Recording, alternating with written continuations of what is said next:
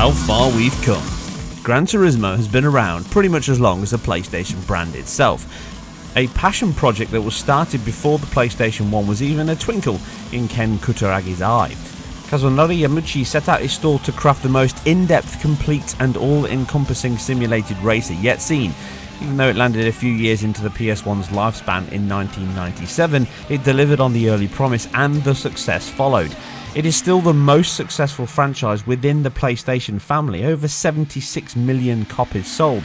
It sounds impressive, and it is, but in recent times the sales have not been as high as the PS2 heyday releases, largely down to the competition in the market, huge install base that console enjoyed, and the once pinnacle of graphical automotive design and delivery is no longer a lone spearhead.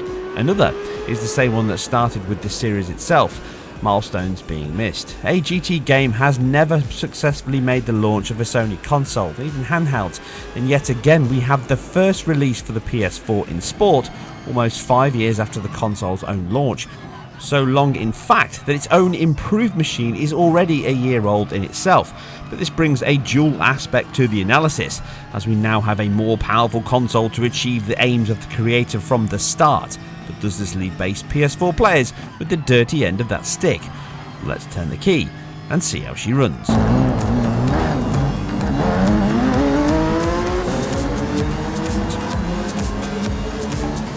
The game follows the familiar trend with an arcade mode that allows you to get used to tracks, modes and cars in a more controlled fashion, with up to 24 AI controlled competitors with the same breadth and depth in simulation, physics and handling of all the modes.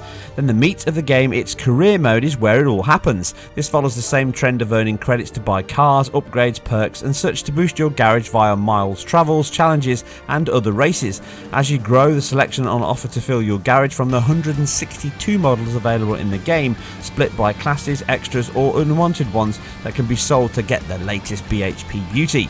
This is also fleshed out with an extravagant photo mode that goes above and beyond, but more on that later.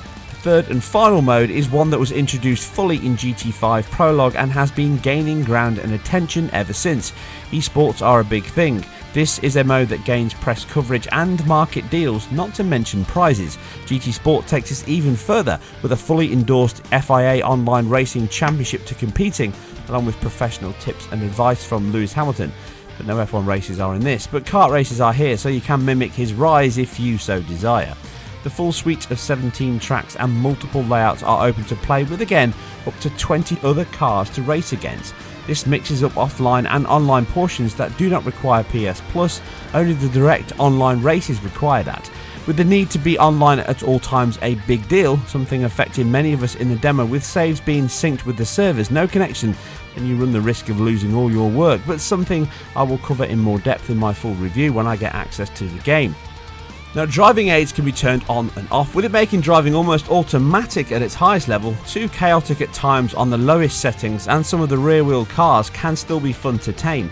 You can tweak as needed, and this gives the game a great feeling of customization. Something that also helps is the tutorials and driving schools, which return here and help you become accustomed to the controls and physics in the title, and again all the elements of tyre choices, preload, gear ratios and more, allowing you to tinker and fettle till the cows come home to shave off those vital milliseconds.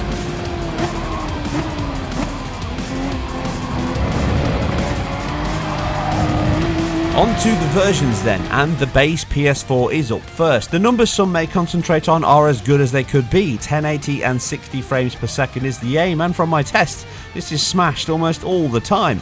The only real sacrifice comes from the real-time replays that drop this to 30 FPS, but the increase in fidelity and effects, something the series really started back on the PS1, are more than recompense for these self-indulgent moments. The game also supports HDR on the base and Pro models equally, with it having one of, if not the best setup process for any game that supports it, taking you through a complete contrast and brightness ratio balance that sets the exposure of scenes and clipping levels so that you can get the absolute best quality for your setup within a range of images to test before you commit. Now take note, DICE here, but the Battlefront 2 beta was the exact opposite of this, almost an afterthought. Now this also works for SDR displays, and the game still looks absolutely incredible on an SDR display. Do not confuse this with HDR making everything look completely different. It doesn't. As you can plainly see from the visuals you're ogling now as I talk, but it is with HDR enabled on a decent 4K screen, where this is taken to even better and more refined levels. So good, in fact, it will now be my first of a continued coverage and expansion that will cover HDR in detail and rate them as they come out.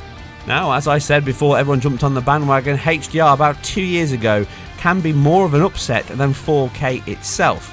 Now this is a truly beautiful enhancement and really improves the colours, tones, depth and environments as they are given much more breathing space over a wider spectrum, enabling sun glare to dissipate across the tree lines or through the clouds, which gives such depth and colour to them, or the bounce across the porcelain bodywork.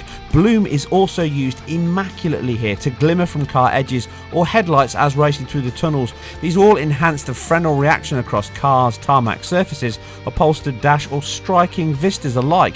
This is a real showcase for the technology and the hard work the team have put here, with it not only being very well suited to motorsport and the TV or photo presentation this empowers, but also the effort that has gone into the physically based rendering this updated engine deploys. This is one of the reasons the car count is lower. Everything here has had to be remade for the game to capture all the energy levels, geometric details.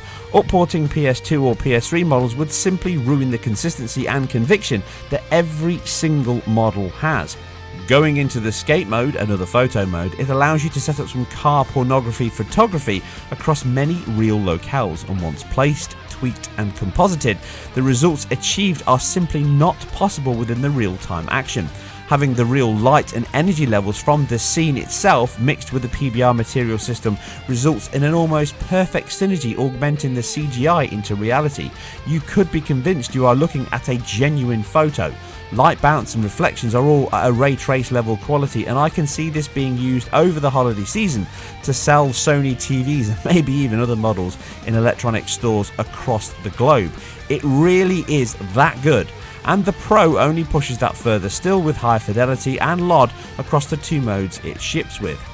In terms of a complete and well-structured HDR presentation that's been factored into the pipeline just as organically as the original SDR tone map display, this is the new watermark. Every other game on every other system I will now compare to this, as it sets the benchmark so high. Some of this is obviously down to the fact that they can control this so well with the fixed time of day and the environments and the high quality in the material properties they've put in, but that doesn't take away anything from what is the most convincing HDR display yet. But don't worry, if you've only got an SDR display, you've still got a beauty to admire and enjoy.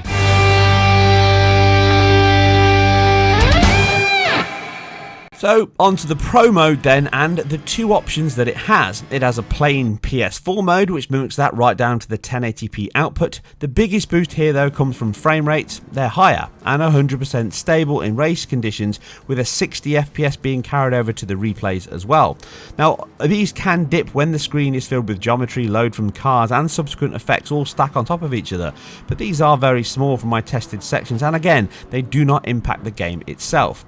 It'd also do the same for the in-game racing, but so far from my PS4 tests and the high requirement, I have seen no issues here at all, so it seems a bit of a waste of a resource here on the Pro for racing.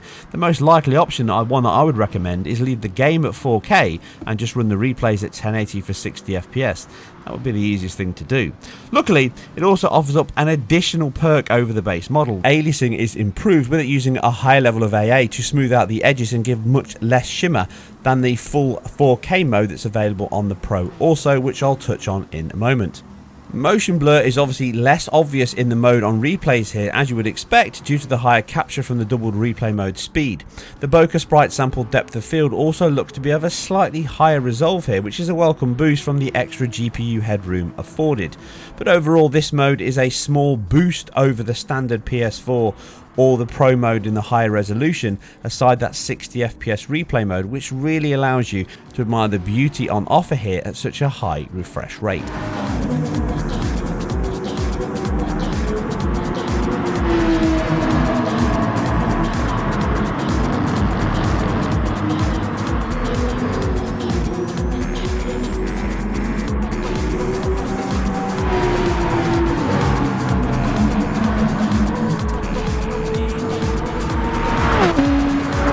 have another mode, and sadly this is one that you're locked to if you run it on a 4K screen once you do the setup, quality mode. Now this has all the aforementioned benefits we've just mentioned, obviously aside the 60 FPS replays, but now outputs, which also includes super sampling down to a 1080p display if you do not have a 4K one, a 3200 by 1800 resolution via checkerboarding, which Polyphony Digital released quite a few months ago now and told us this was what they were aiming for rather than a native 4K.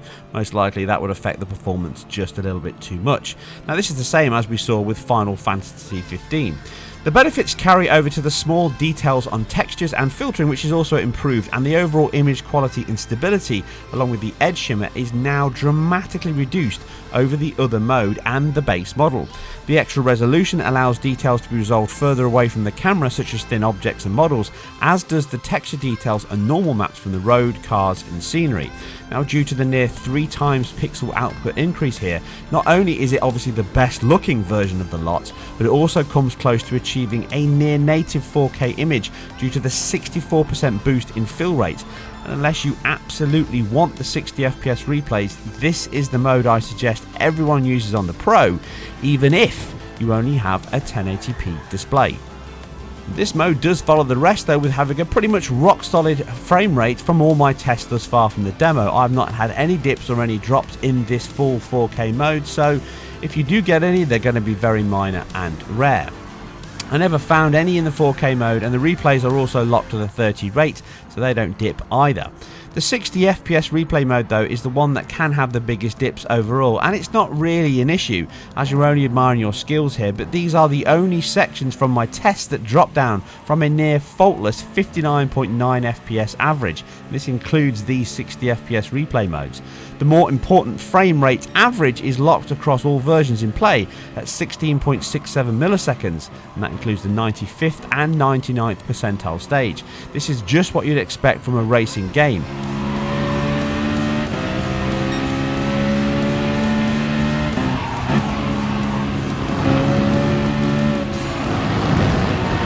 So the game's visuals aside, the pixel count, PBR materials and the new benchmark in HDR, and a rock solid performing racing title that really has raised the bar on some of the older GT titles that did suffer in this regard. What else is there here to focus on from the team? Well, the trackside details and object meshes are not of an equally high or at least consistent nature here. Grass, trees and track huts are the biggest culprits in letting the side down. Standard billboard sprites are used for trees, and these simply pan like a cardboard cutout as you drive, far from a deal breaker or eyesore, but for me at least they do stand out and show an area I think they should have worked on more. Something a little bit more on the lines of what Drive Club delivered, although I do know that is a 30 FPS title, but there's enough grunt here in the PS4 Pro mode to run that even at the higher frame rate and increase those to actually being geometry. Other small sections such as poor tufts of grass and overall composited terrain details can let the presentation quality down slightly, more so at this higher resolution the Pro can offer. Now this is not an issue in the desert areas with sky-filled balloons and some very high quality and modelled crowds and engineers adorning the tracks, which hold up really well even under closer scrutiny. This is a high point, as is the particle system that kicks up dust clouds as you go offline, or pebbles from the traps bouncing across the tracks, even down to the sparks from chassis dragging on the floors or bouncing off the walls. But the cityscapes and plain Tokyo streets and empty office windows is not a high point of the visual package. These are small and not overly impacting all the areas, but they do show that some of the sacrifices made here are not only on the high throughput of the machine itself and these small frame times, but also the budget and time allocation that has been spent on the more obvious areas, the cars themselves, and this is where it can be clearly seen. They all have various levels of LOD that still can pop or switch a little too abruptly and close for my liking at times, but you simply cannot fault the accuracy that has been lavished on them from inside and out. From the driver himself and his physical reaction and calculation inside the car as a separate entity and own energy model, to the hand details, car dash and each sculpted interior, the view from the inside the car and subsequent reflections and glare that accompanies it are as close to the real thing as I can imagine at this point, something which the VR mode will take to an entirely another level, but we'll have to wait until the final game next week and I'll cover that in more detail. The audio has never been the highest point of a GT game, and yet again here it's serviceable and improved from earlier demos, but not quite to the level I would expect. They still seem to centre too much on the sound of the wind rushing by and losing out on that echo and reverb from the engines, but I'll have to test more cars to really get a feel for it. I do think though that they have spent some decent amount of time emulating the sounds within a helmet, a crash helmet within the car. When you flick between the interior mode, which is how I like to drive and play the game anyway, you can definitely hear the difference here, and they have emulated that very well indeed with a set of headphones. It can almost convince you that you are wearing a helmet.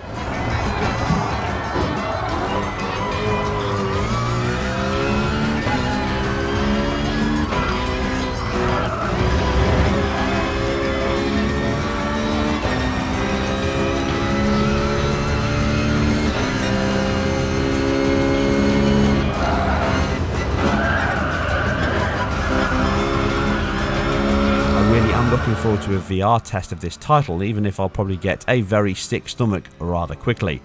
The game is a vast improvement over previous GT titles. The engine has been significantly improved. Around all of the details from the simulation, the handling and the tweaks, it feels excellent from both a steering wheel and a controller's point of view, right down to the accuracy of the models, the alloys, the spokes, the calipers and even the heating up of the discs as you brake. All of these and all the materials in the game and the lighting properties that they all exhibit are absolutely exquisite.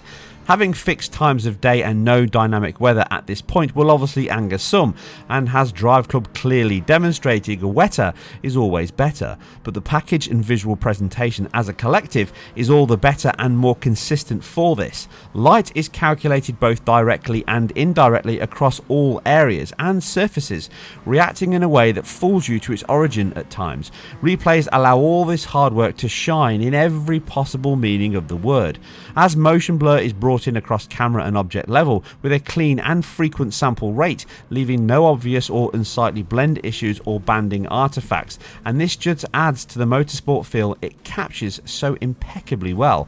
As a devoted fan of two-wheeled sports, I again bemoan the fact that we never saw another bike game past the simply phenomenal Tourist Trophy from PD that I still play today for its accuracy, presentation and handling, a highlight from that stacked PS2 era.